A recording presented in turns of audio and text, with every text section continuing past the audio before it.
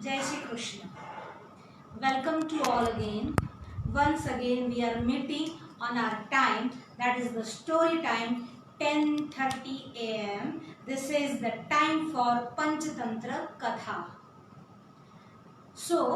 हम लोग सबसे पहले रोज की भांति मंगलाचरण करते हैं और जैसे हम 2 दिन से करते आए हैं वैसे ही मुझे फॉलो करके रिपीट करना है आप सबको। तो चलिए हमारे साथ जुड़ जाइए।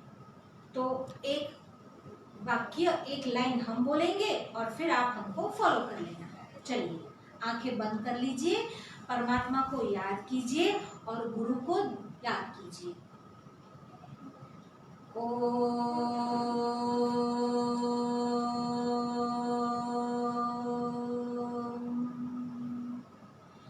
नारायणं पद्मभवं वसिष्ठं शक्तिं च तत्पुत्रपराशरं च। नारायणं पद्मभवं वसिष्ठं शक्तिं च तत्पुत्रपराशरं च। व्यासं शुकं गौडपदं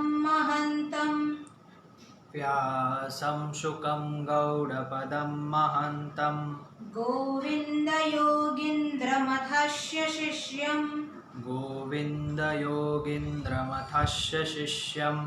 श्रीशङ्कराचार्यमथस्य पद्मपादं च हस्तामलकं च शिष्यं तं तोटकं वार्तिककारमन्यान् अस्मद्गुरुन् सन्ततमानतोऽस्मि शङ्करं शङ्कराचार्यं केशवं बादरायणं सूत्रभाष्यकृतौ वन्दे भगवन्तौ पुनः पुनः श्रुतिस्मृतिपुराणानाम् आलयं करुणालयं नमामि भगवत्पादं शङ्करं लोकशङ्करं वसुदेवसुतं देवं कंसचाणूरमर्दनं देवकी परमानन्दं कृष्णं वन्दे जगद्गुरुं गुरुर्ब्रह्मा गुरुर्विष्णु गुरुर्देवो महेश्वर गुरुः साक्षात् परं ब्रह्म तस्मै श्री गुरवे नमः। देखिए हमने कल आपको पंचतंत्र की एक कथा सुनाई थी, जो कथा हमने आधी ही बीच में छोड़ दी थी। उस कथा में थी एक टिटहरी और टिटहरी का पति और उसके अंडे। तो हम कथा सुना रहे थे एक टिट्टिब पक्षी की। टिट्टिब पक्षी जो समंदर के किनारे रहता था।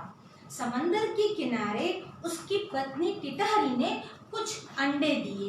अंडे देने से पहले उसकी पत्नी ने कहा, स्वामी एक ऐसा सुरक्षित स्थान खोजिए जहाँ पर मैं अपने अंडे रख तो सकती हूँ पर अंडे सुरक्षित रहे। कहा कोई बात नहीं, तुम यहीं पर समंदर के किनारे अंडे रख दो, ताकि क्या होगा, कुछ होगा नहीं और ठंडी ठंडी हवा से हमारे अंडे भी सुरक्षित रहेंगे। तो कहा ऐसा नहीं, पूर्णिमा आएगी, समंदर में ज्वार आएगा और अंडे को बहाकर लेकर चला जाएगा। तो कहा कुछ नहीं होगा, तुम चिंता मत करो, समंदर में भी ऐसा साहस नहीं कि मेरे अंडों को डुबाकर ले जाए, क्योंकि मुझे बड़ा ही आत्मविश्वास है। अपने पति की बात सुनकर टिटहरी ने वहां पर अंडे तो रख दिए, पर एक दिन जब वह दोनों खाना ढूंढने के लिए निकले, तब क्या हुआ, समंदर को क्रोध आया। समंदर ने सोचा, अरे ये छोटा सा टिप-टिप पक्षी मुझे चुनौती दे रहा है, मुझे चैलेंज कर रहा है, तब तो मैं आज उसके अंडे को निगल जाऊंगा, बहा ले जाऊंगा, डुबा दूंगा।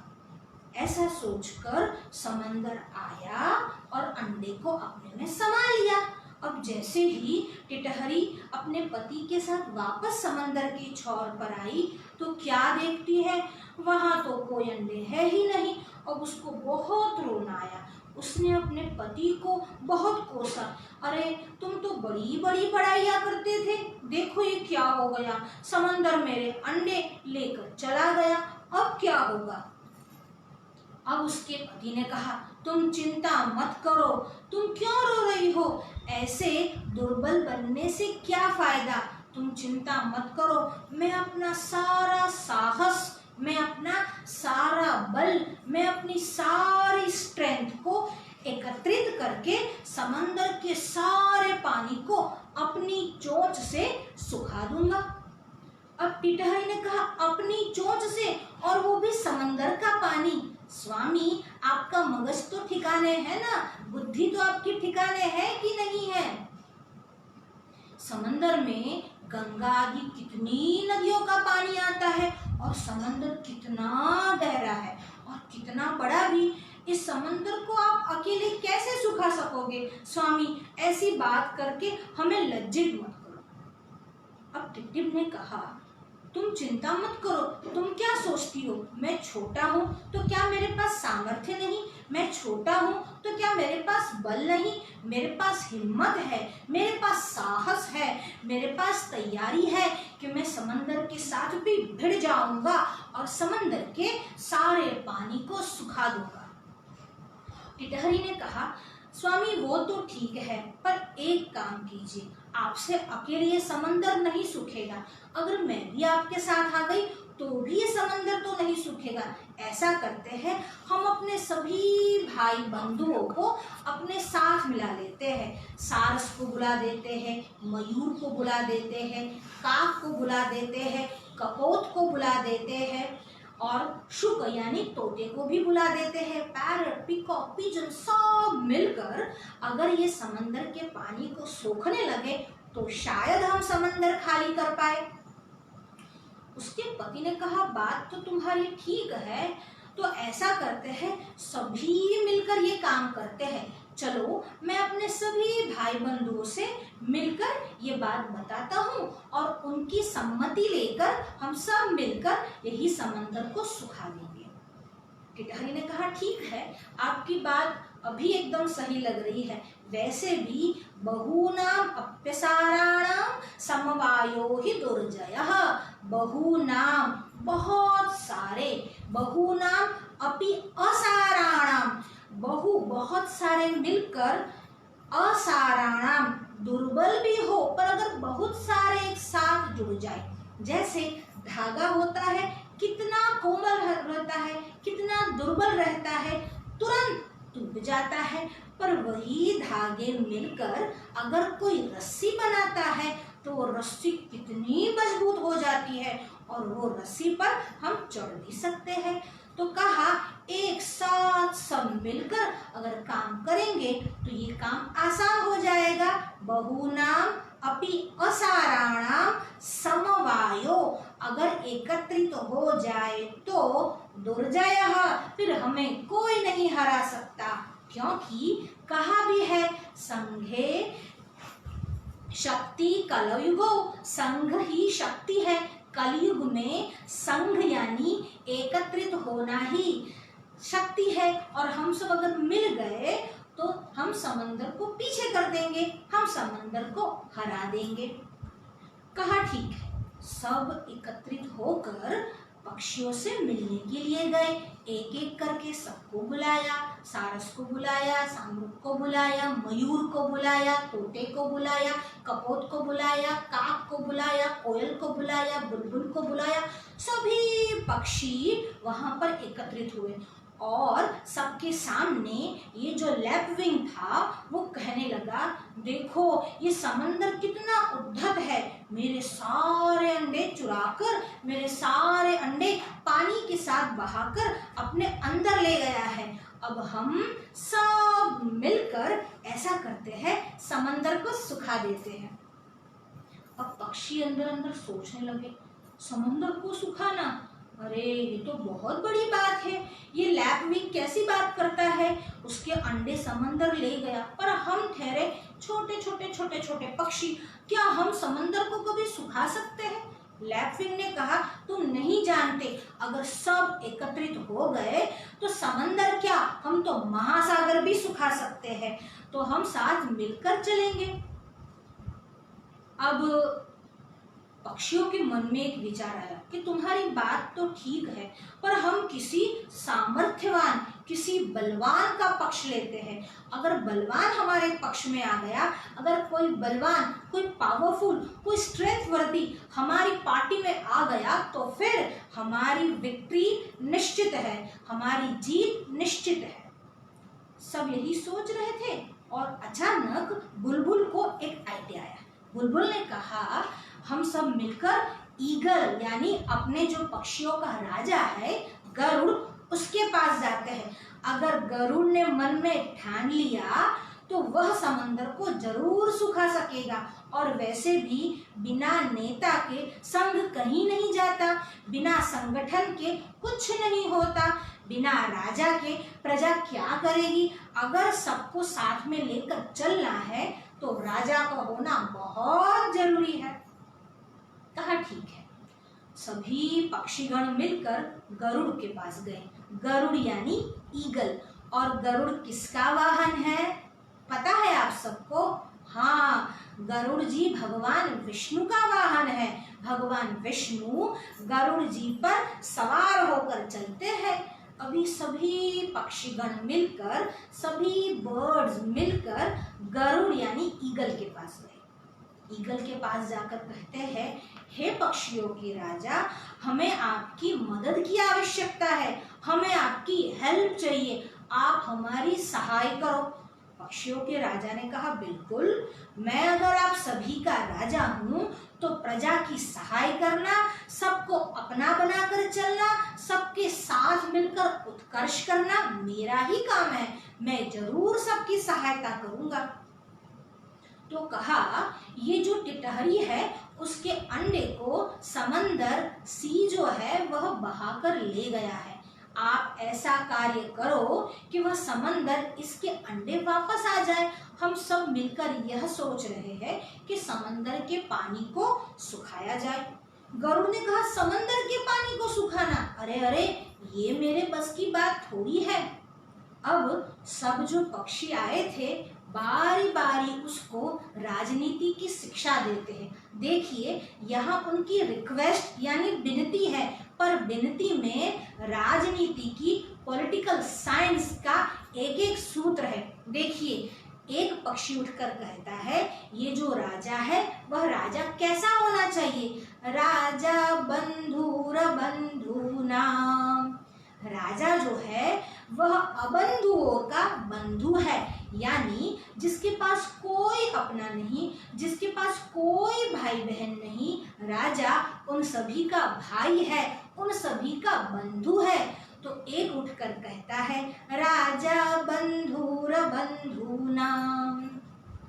दूसरा उठता है, अब मयूर उठकर बोलने लगा, राजा चक्षुर चक्षुषाम, राजा चक्षु अचक्षुषाम, जिसकी चक्षु यानी आंखें, चक्षु यानी आईज, जिसकी आईज नहीं है, जो ब्लाइंड है, राजा उसकी आंखें है, राजा उसकी आईज यानी यहाँ पर दृष्टि, साइट है। तो कहते हैं the king is the sight of blind people. राजा कैसा होना चाहिए? जो अंधे का सहारा बन सके। राजा कैसा होना चाहिए? जो अंधे की लाठी बन सके।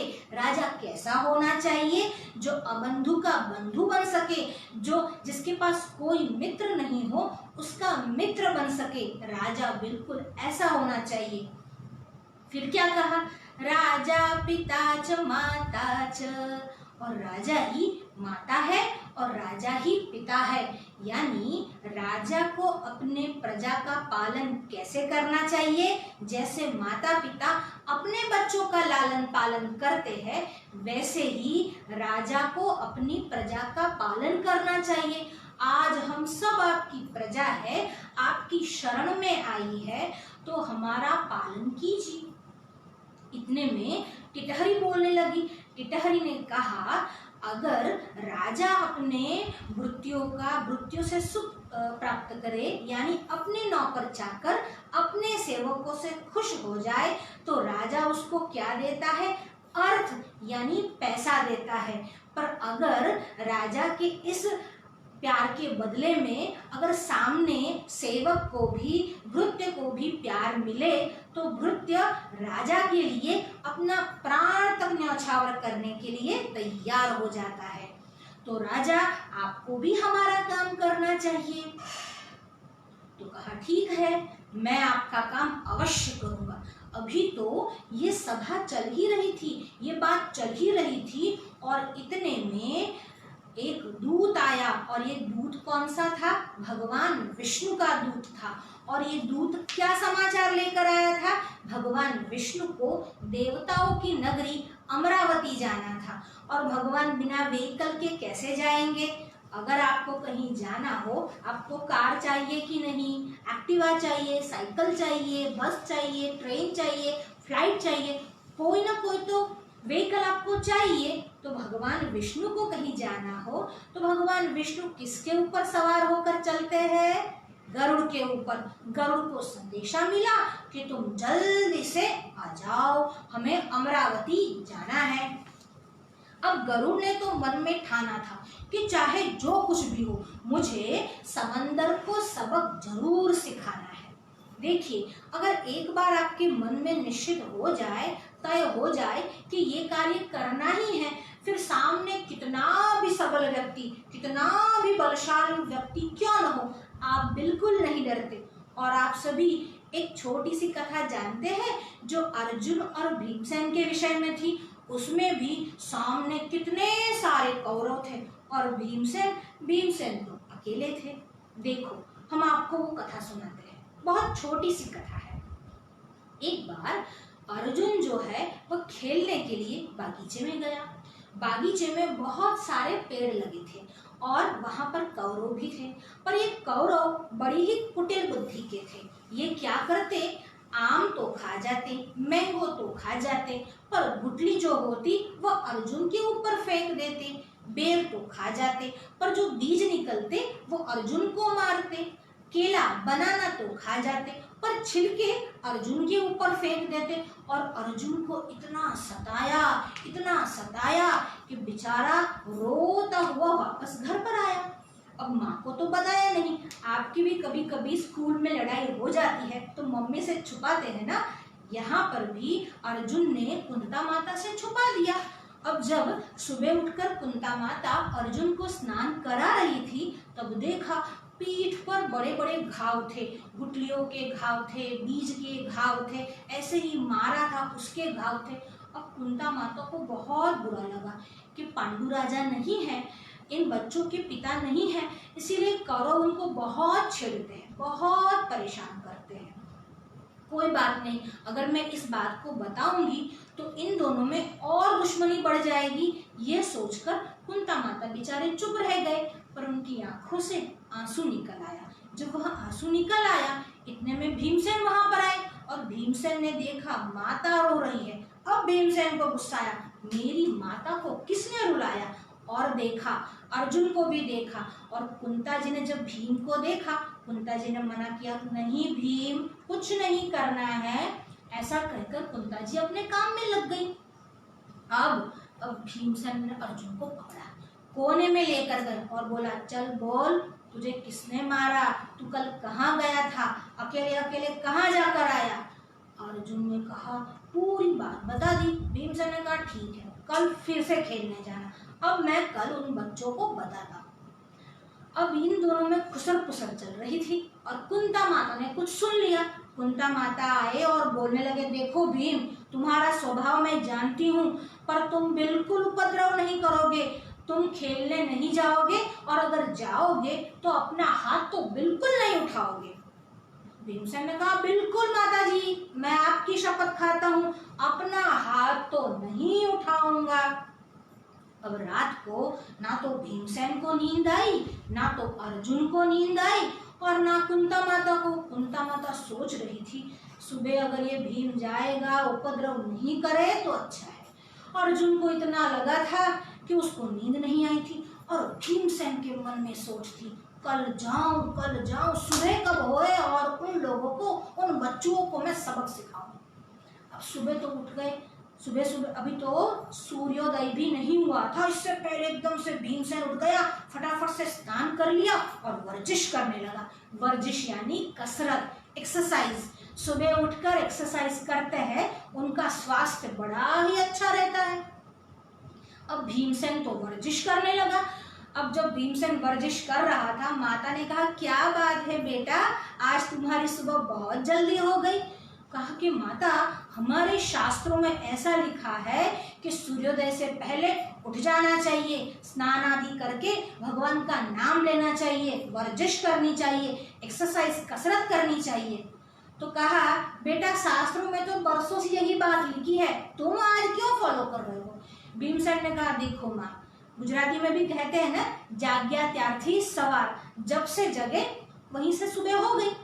तो कहा, ठीक है। अब तैयार होकर अर्जुन को बुलाया और कहा, जा तू खेलने के लिए जा, मैं पीछे पीछे आ रहा हूँ, तू चिंता मत कर। अब अर्जुन आगे आगे, भीमसेन पीछे पीछे। जैसे ही भीमसेन घर के बाहर निकले, कुंता जी ने पकड़ा उनको और कहा, बच्चू कहाँ? कहा, माँ कुछ नहीं, खेलने जा रहा हूँ। माँ ने कहा, याद है ना, मेरी शपथ ली है, हाथ, हाँ माँ बिल्कुल याद है, हाथ नहीं उठाऊंगा। ठीक है। अब धीरे धीरे जा रहा था, माताजी बाहर ही खड़ी थी, भीमसेन बार बार पीछे देख रहा था।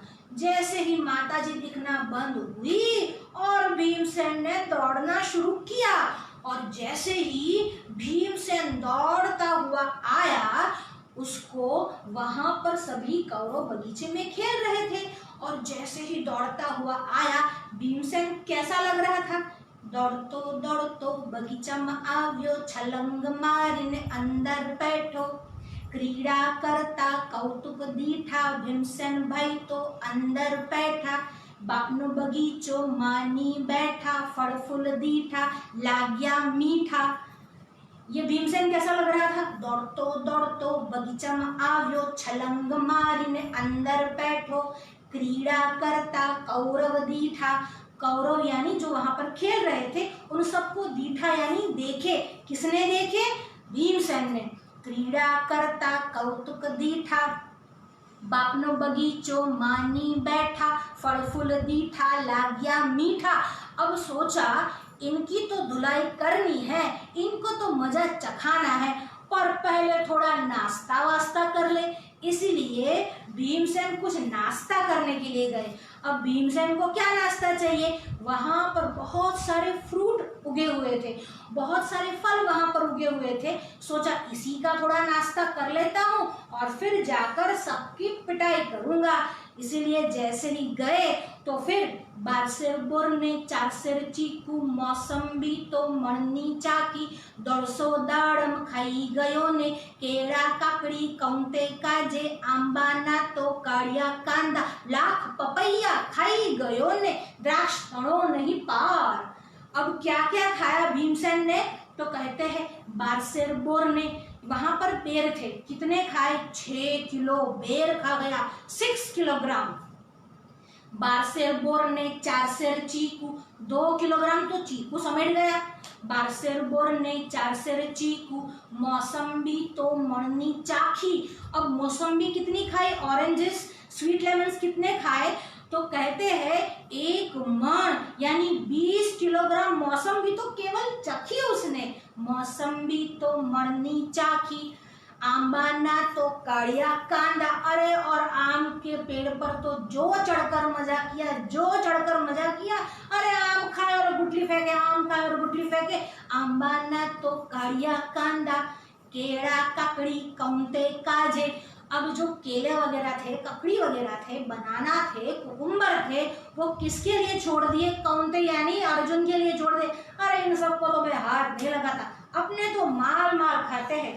केड़ा ककड़ी कौंते काजे, लाख पपैया खाई गयो ने, 1 लाख पपीते खा गया। लाख पपैया खाई गयो ने, द्राक्ष कणो नहीं पार। और द्राक्ष के वेला पर तो अरे अरे जो झूम के, उसको चढ़ने की जरूरत ही नहीं, द्राक्ष के वेले को हाथ से पकड़ा, जूसर मशीन की जरूरत नहीं, दोनों हाथ से द्राक्ष के झुमके को दबाया, अंगूर के झुमके को दबाया और सीधा मुंह में रस। आंबाना तो काड़िया कांदा, केड़ा ककड़ी कौंते काजे, लाख पपैया खाई गयो ने, द्राक्ष कणो नहीं पार। और ऐसे भीमसेन को जब दुशासन ने आते हुए देखा और दुशासन सबके पास दौड़ता हुआ गया और क्या बोलने लगा? जाड़ियो बोलियो जाड़ियो आयो, जाड़ियो आयो। अरे वो सबके वहां जाकर चाड़ी करने लगा। और चाड़ी क्या करता है? जाड़ियो आयो, जाड़ियो आयो। वो मोटा आया है भीमसेन, अब उसकी खैर नहीं, चलो हम सब मिलकर उसकी पिटाई करते हैं। चाड़ियो बोलियो जाड़ियो आयो, ही कर तो हसवा लाग्यो। हाल जोई ने दाव दीधो छे, खेल वड़ी त्या शुरू कीधो छे। और सब चालाकियां समझ गए भीमसेन तो कि ये इनकी चालाकियां है, पर मैं भी इनको छोड़ूंगा नहीं। हाल जोई ने दाव दीधो छे, खेल वड़ी त्या शुरू कीधो छे। कौतुक करता कौरव दीठा, और अंदर अंदर बात करते हुए उसने कौरवों को देखा और दौड़ता हुआ सब अपने अपने वृक्षों पर चढ़ गए। कुछ पीपल के ऊपर, कुछ बरगद के ऊपर चढ़ गए, कुछ औदुंबर के ऊपर चढ़ गए और सब चढ़ गए और सबको देख लिया भीमसेन ने। और भीमसेन क्या करता है? पीपड़ा ने तो पड़तो मुख्यो, वडला ने तो वाको वाड़ियो। वडलो यानी बरगद का पेड़, बनियन ट्री। पिपड़ा ने पीपल यानी पीपल ट्री। पिपड़ा ने तो पड़तो मुख्यो, वडला ने तो वाको वाड़ियो। उम्बरडा ने ऊंचो करता, और सभी कौरव जाकर कहाँ छुपे थे? औदुंबर यानी गुलर के वृक्ष पर छुपे थे। औदुंबर ने, उम्बरडा ने ऊंचो करता, ऊंचा नीचा थावा लग गया। अब जैसे ही पूरे वृक्ष को कौरव सहित उठाया, सब ऊपर से ऐसे ऐसे करके हिलने लगे। और उम्बरडा ने ऊंचो करता, ऊंचा नीचा थावा लग गया। माहू माही कहवा लग गया। अंदर अंदर बात करने लगे। क्या बात करने लगे? आजे आपड़ा 12 वाग्या, अब भीमसेन आ गए हैं, हमको छोड़ेंगे नहीं।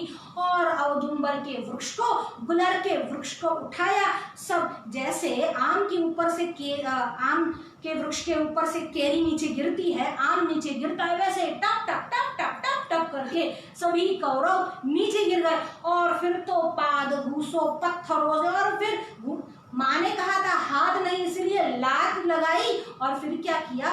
एक बड़ी सी डंडी उठाई और डंडी के पत्ते निकालकर ऐसा पीटा, सबके मुंह पर भारत का नक्शा बना दिया। और 2 कौरवों को तो इधर डाला और जोर से बगल में डालकर ऐसे पीसा कि पीछे से लघु शंका भी हो गई, मलमूत्र सब वही निकल गया। और मुंह सबके देखने लायक, कोई किसी के पहचाने में नहीं आए। अब मेरे भाई को मारेगा, क्या समझता है? बहुत दुर्बल है, कोई तेरा बदला नहीं देगा, सामने कोई कहने वाला नहीं है। तुम 100 लोग क्या समझते हो? मुझे ऐसा समझते थे कि मैं कुछ नहीं करूंगा, अब चखा मैंने स्वाद। और दौड़ते हुए वापस सब अपने महल में चले गए। इसीलिए चाहे सामने कोई भी हो, हिम्मत नहीं हारनी चाहिए, हौसला बढ़ाए रखना चाहिए। जैसे भीमसेन ने अपना पराक्रम दिखाया, बिल्कुल डरा नहीं और बिना डर के कौरवों के सामने वह लड़ाई में कूद पड़ा, क्योंकि उसको अपना बल और सामर्थ्य पता था। क्या यहाँ पर टिटहरी को अपना बल और सामर्थ्य पता था? अब आगे क्या हुआ उस बात को हम कल बताएंगे। कल वापस इसी समय हम मिलेंगे। आप हमें जरूर संपर्क बनाए रखिए हमसे, और जरूर हमसे 10:30 बजे यहीं पर YouTube और Facebook पर मिलिए। हम आपसे विदा चाहेंगे, पर अगर आपका कोई प्रश्न हो तो वो प्रश्न पहले कहेंगे, फिर उसके बाद आपसे विदा लेंगे। हमारे साथ जुड़े हुए हैं जसरा से साक्षी और प्राची, मनीषा और अमिता बहन जुड़े हुए हैं, भार्गवी, दिव्या जुड़ी हुई है, विनय भाई, प्रियमेधा, दक्षिणा जुड़े हुए हैं, वैदेही, चिन्मयी जुड़ी हुई है, आदित्य पाठक, हिया पाठक जुड़े हुए हैं, वर्षा सोनी जुड़े हुए हैं, भव्य और मंत्र जुड़े हुए हैं हमारे साथ लाखनी से। आप सभी का स्वागत है। कोई प्रश्न हो तो बताइए जी। और भी कई लोग जुड़े हैं। अवनी दवे जसरा से जुड़े हुए हैं, प्रीति ओझा जोधपुर से जुड़े हुए हैं, नेहा पाटेकर जुड़े हुए हैं, मोनित ओझा जोधपुर से जुड़े हुए हैं, मुग्धा ओझा जोधपुर से। जी, मोनित जी, मुग्धा जी, नेहा जी, प्राची जी, आप सभी का बहुत बहुत स्वागत है। पहले प्रश्न कह देंगे, फिर हम सब आपको एक बार फिर से सबको याद करके सबको हम स्वागत करेंगे। पहले आप प्रश्न एक बार कह दीजिए। अहमदाबाद से आंजने का प्रश्न है, एडम और ईव क्या है? देखिए, हमारे वहाँ हमारे शास्त्र ऐसा मानते हैं कि हम जो मनुष्य है वो भगवान मनु और शतरूपा की संतान है। मनु से मनुष्य है, इसीलिए हम सब मनुष्य हैं। हमारा जो प्रथम पुरुष है वह भगवान मनु है। और वेस्टर्न कल्चर में यानी पाश्चात्य संस्कृति में ऐसा मानते हैं, विशेष रूप से इस्लाम और ईसाई मजहब में, रिलीजन में ऐसा मानते हैं कि एडम और ईव इन दोनों से सभी का जन्म हुआ है। पर एडम और ईव ऐसे थे, ऐसे ही प्राकृतिक अवस्था में घूमते रहते थे। ना तो उनका धर्म का ज्ञान था, ना ही किसी और वस्तु का ज्ञान था। ऊपर से एक एप्पल गिरा और एप्पल के बाद उन्होंने संतति उत्पन्न करना चाहा। तो हम ऐसे अबूझ अनजाने एडम और ईव की संतान नहीं, हम तो तपस्वी, धर्म के जानकार, ऐसे भगवान मनु और शतरूपा की संतान है। शांभवी जोधपुर, हम मनु की संतान क्यों? हमने अभी अभी बताया कि हम सभी के जो परम पूर्वज है, ब्रह्मा जी ने जब सृष्टि रचने का निर्णय किया तो ब्रह्मा जी के शरीर से एक युगल बाहर आया, एक जोड़ा बाहर आया। वही जोड़ा मनु और शतरूपा है। फिर पूरी सृष्टि की उत्पत्ति उन मनु और शतरूपा में से हुई। इसीलिए मनु की संतान होने से हम सब मनुष्य है। स्या जब प्रत्यय लगता है संस्कृत में तब षष्ठी विभक्ति में लगता है, यानी मनुज, मनु के, इसीलिए मनुष्य। दिव्या वडोदरा, चंद्रशेखर आजाद को वीर गति कैसे प्राप्त हुई? बहुत लंबी कथा है, पर फिर भी हम आपको थोड़ा संक्षिप्त में बता ही देते हैं कि इलाहाबाद के अल्फ्रेड पार्क में चंद्रशेखर आज़ाद किसी मीटिंग के लिए आए थे और किसी गद्दार ने ब्रिटिश सेना को जाकर ये खबर दे दी और ब्रिटिश सेना चंद्रशेखर आज़ाद को गिरफ्तार करना चाहती थी। वे ऐसा चाहती थी कि चंद्रशेखर आज़ाद जीवित गिरफ्तार हो, क्योंकि उन पर इनाम लगा हुआ था। अब सब लोगों ने चारों ओर से चंद्रशेखर आज़ाद को घेर लिया। ये 1931 की बात है, 27 फरवरी का दिन था और सबने जब चंद्रशेखर को घेर लिया, चंद्रशेखर एकदम से सावधान हो गए और आमने सामने बहुत समय तक गोलीबार हुआ। अब जब गोलीबार हुआ, चंद्रशेखर की गोलियां भी खत्म होने आई। अब उनको लगा कि मैं नहीं बच पाऊंगा, पर मैं जिंदा तो कभी भी इन ब्रिटिशरों के हाथ में नहीं आऊंगा। अपनी ही एक गोली से मातृभूमि का तिलक लगाकर उन्होंने अपनी ही गोली अपने पर दाग दी और वहीं उन्होंने मातृभूमि के लिए, भारत माता के लिए अपने प्राण छोड़ दिए। अभी भी ब्रिटिश सेना को ये विश्वास नहीं हुआ कि चंद्रशेखर मर गए थे, तो मरे हुई बॉडी पर 2 घंटे तक लगातार उन्होंने फायरिंग किया, पर इतनी बड़ी सेना की हिम्मत नहीं हुई कि चंद्रशेखर के पास जाए। जब 2 घंटे तक आमने सामने से कोई कोई गोली नहीं चली तो बहुत डरते डरते वह सब चंद्रशेखर आजाद के पास गए। इस प्रकार से चंद्रशेखर आजाद वीर गति को प्राप्त हुए। प्रिय मेधा वडोदरा, क्रांतिकारी और सत्याग्रही में क्या भेद है? क्रांतिकारी वो है जो सशस्त्र क्रांति करते हैं, यानी वेपन सहित क्रांति करते हैं। उनका यह मानना है कि बिना शस्त्र के कोई क्रांति, कोई युद्ध जीता ही नहीं जा सकता। वैसे क्रांतिकारी भी सत्य के आग्रही तो है ही, वह सत्य को छोड़ते नहीं, उनका तरीका अलग है। पर सत्याग्रही वो है जो अहिंसक आंदोलन करते हैं, यानी बिना शस्त्र के लड़ते हैं, वहाँ पर आंदोलन चलाते हैं, वहाँ पर धरने देते हैं, वहाँ पर देखाव करते हैं, विदेशी कपड़ों की होली जलाते हैं।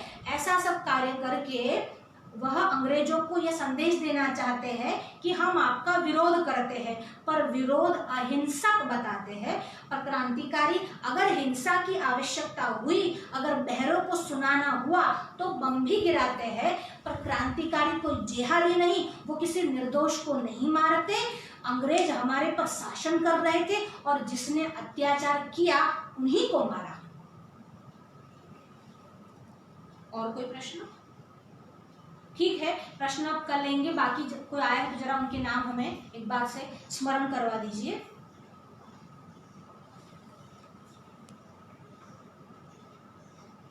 वर्षा सोनी जुड़ चुके हैं, मेहुल दवे जसरा से, हितेंद्र ओझा सिरोही से, वेलकम। जयराम जी वैष्णव जुड़े हुए हैं, वेलकम। राहुल व्यास जी जुड़े हुए हैं, राहुल जी आपका भी स्वागत है। हिमांशु जी ओझा जुड़े हुए हैं, कौटिल्य जसरा से जुड़े हुए हैं, हिमांशु जी, कौटिल्य, आप सभी का स्वागत है। नमन और निमिता जी सिरोही से जुड़े हुए हैं, प्रथम पटेल वडोदरा वाड़ी से जुड़े हुए हैं, Pratham, Naman, Namita, welcome to you all. Divyang ji Shah, Mahesh व्यास, गोपाल त्रिवेदी, सपन काशीवाला, गोपाल जी, सपन भाई, सभी का स्वागत है। महेश भाई स्वागत है। कौशल्या जी राजपुरोहित, जानवी त्रिवेदी, अमी भवरिया, डॉली जी पंचाल, जानवी, डॉली, अमी, सबका स्वागत है। लीना जी जुड़े हुए हैं, राहुल जी, भूमिका जी, और जोधपुर से पंडित राजेश जी दवे भी जुड़े हुए हैं। वैदिक और निधि, राजेश जी, आप सभी का स्वागत है। सभी लोगों ने जिन्होंने हमारा उत्साह बढ़ाने के लिए हमारे YouTube और Facebook से हमसे जुड़ना पसंद किया है और जुड़ रहे हैं, उन सभी का हम बहुत बहुत स्वागत करते हैं। आप सभी हमारे साथ ऐसे ही बने रहे और अपना प्यार बनाए रखें। बस आज के लिए हम अपने सत्र को यहीं विराम देते हैं। कल सुबह पुनः इसी समय मिलेंगे। तब तक के लिए जय श्री कृष्ण।